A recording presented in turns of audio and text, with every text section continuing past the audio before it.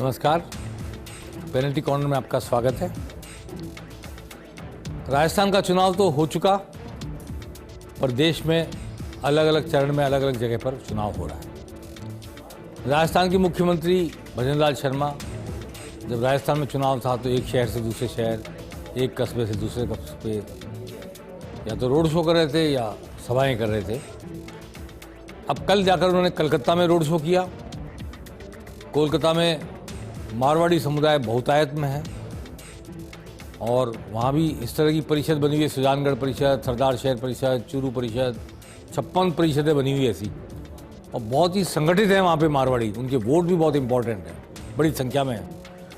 तो कोलकाता में मुख्यमंत्री भजन लाल शर्मा ने रोड शो किया कल। आज वो झारखंड पहुँचे। झारखंड में भी उन्होंने एक नेताओं, काफ़ी बुद्धिजीवियों के साथ बातचीत की। और बुद्धिजीवी तो क्या, ज़्यादातर राजस्थानी रहे होंगे, मेरा ऐसा अनुमान है, क्योंकि रांची में और झारखंड में बहुत बड़ा औद्योगिक समुदाय है, उद्योगों से को चलाने वाला, जो राजस्थानियों का है। पटना में भी है, लेकिन झारखंड में, रांची में खास तौर पर बहुत है। भजन लाल शर्मा वही बातें कही कि माँ बाप से पूछो, जिसका राम निकल जाता है उसका क्या होता है। कांग्रेस का राम निकल गया, अब क्या बचा उसमें, और हमने ERCP कर दी, हमने ये कर दिया। आइए सुनते हैं। सबसे पहले तो भजन लाल शर्मा हमारे मुख्यमंत्री झारखंड में जाके क्या कह रहे हैं। मित्रों, मैं बताना चाहता हूं, आपने अनुभव भी किया होगा, आपने देखा भी होगा कि 2014 के बाद इस देश के अंदर कितना बड़ा परिवर्तन हुआ है। मैं आपको थोड़ा पीछे ले जाना चाहता हूं। 2014 से पहले आपने देश की स्थिति के बारे में देखा होगा, किस तरह की स्थिति थी।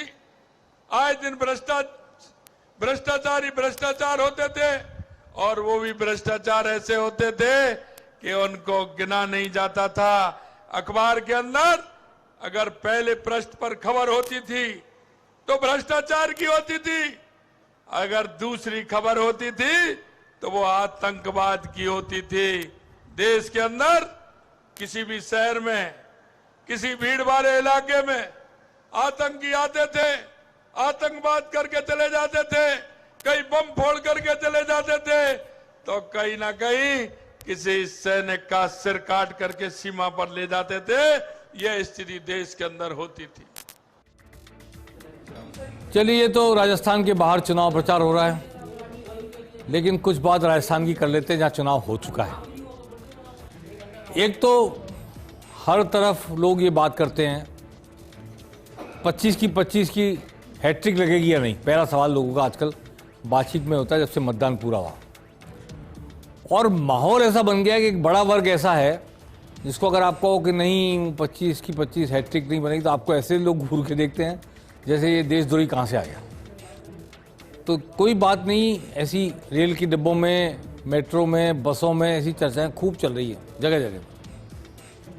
पर मैं अपनी जानकारी के मुताबिक, जो जगह जगह सट्टा बाजार हैं, जो जगह राजनीतिक विशेषज्ञ चर्चा करते हैं, भारतीय जनता पार्टी के भी जो अंदरूनी जानकारी रखने वाले लोग हैं, कांग्रेस की जानकारी रखने वाले लोग हैं, और जो चुनाव का माहौल है, उसे देखते हुए कुछ बातें आपके सामने रखना चाहता हूँ।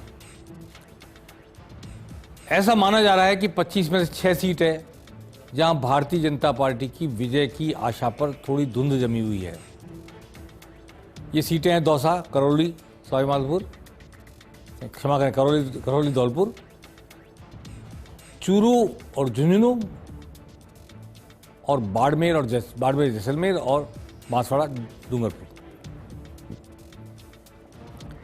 इनमें बाड़मेर जैसलमेर में रविंद्र सिंह भाटी की वजह से जो निर्दलीय प्रत्याशी हैं, ऐसी स्थिति आई है। बांसवाड़ा और डूंगरपुर में कांग्रेस ने प्रत्याशी हटा लिया, पर वो मैदान में डटे रहे, तो बांसवाड़ा डूंगरपुर में कांग्रेस 3 हिस्सों में बढ़ गई।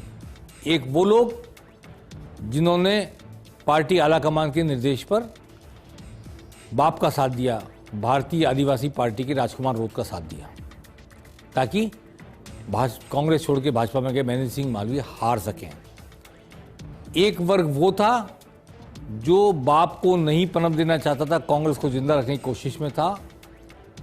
उसने कांग्रेस के हाथ के निशान के साथ जो खड़े थे उम्मीदवार, उनका साथ दिया, भले पार्टी ने उनको निकाल दिया और वोट मांगने का काम नहीं किया पार्टी ने, पर वो मैदान में डटे रहे, एक वर्ग उनके साथ गया। तीसरा वर्ग महेंद्रजीत सिंह मालवीय को जीतते हुए देखना चाहता, उनका लॉयल था, कांग्रेस में रह गए या कांग्रेस छोड़ के चले गए थे, वो मूलतः कांग्रेसी, भाजपा के प्रत्याशी महेंद्रजीत सिंह मालवीय के साथ चला गया। तो कांग्रेस के समर्थन का पूरा 100% फायदा भारतीय आदिवासी पार्टी बाप को मिला हो, ऐसा मैं मानने को तैयार नहीं हूं। वोट डिवाइड हुआ है, पर हाँ, कांग्रेस की ऑफिशियल रैंक एंड फाइल ने, ऑफिशियल आला कमान ने पूरी तरह स्पष्ट रूप से कहा कि हमें बाप का साथ देना है।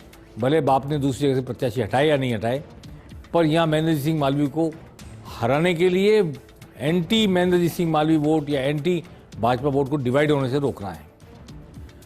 ये सीट इसलिए खतरे में है कि वहाँ आदिवासी जो आरक्षण है टीएसपी एरिया की वजह से, वो 100% आरक्षण है, तो वो आरक्षण वाले इलाके में जो एसटी के लोग हैं, दलित हैं, एसटी के लोग हैं, अनुसूचित जनजाति के जिन्हें आरक्षण मिला हुआ है, वो भारतीय आदिवासी पार्टी को अपना आका मानते हैं और आदिवासियों के हितों की रक्षा करने वाला पहरेदार मानते हैं, इसलिए वो पोलराइज हुए।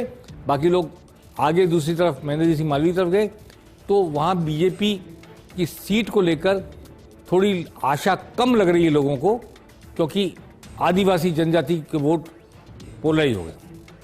अब अगर कांग्रेस के प्रत्याशी ने 1 लाख से ज़्यादा वोट लिए होंगे, जैसा मैंने पहले कहा था, तो महेंद्रजीत सिंह मालवीय की चांसेस काफ़ी ब्राइट हैं।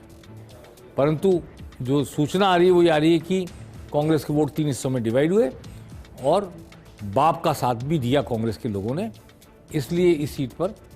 और उधर बाड़मेर जैसलमेर में ऐसा माना जा रहा है कि अखबारों में भी छप रहा है कि अशोक गहलोत के लोगों ने रविंद्र सिंह भाटी का साथ दिया। वहाँ भी बीजेपी कांग्रेस डिवाइड थी 2 हिस्सों में।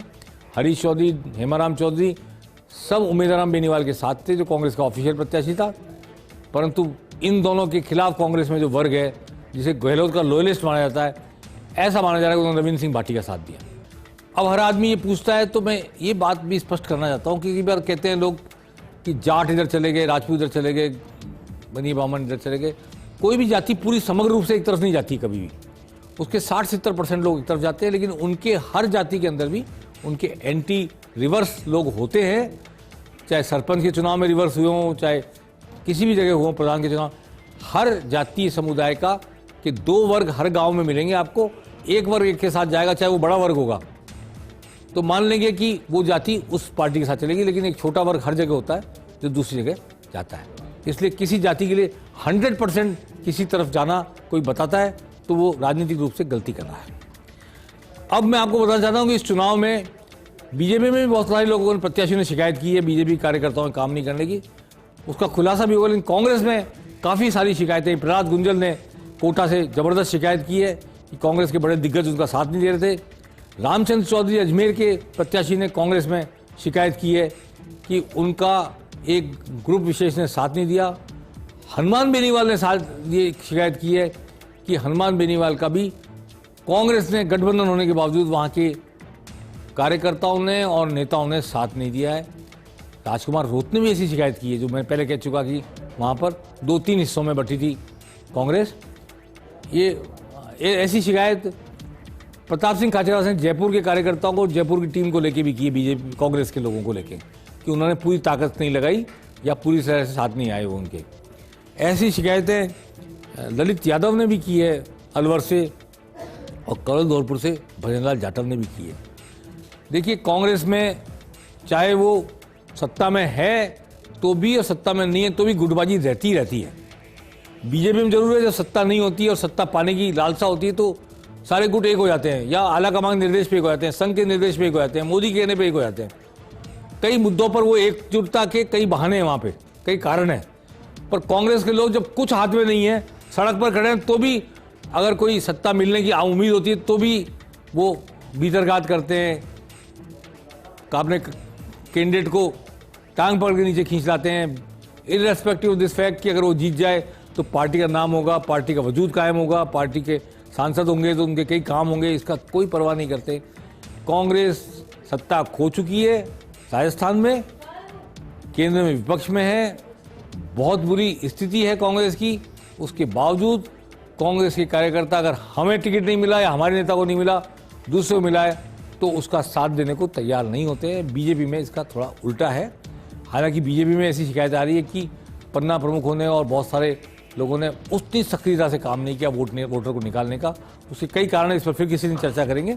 लेकिन कांग्रेस में वार रूम में ऐसी शिकायतें मिली है और ये बार बार कहा जा रहा है कि इन पर कड़ी कार्रवाई होनी चाहिए, क्योंकि ये कांग्रेस के लॉयल लोग नहीं हैं।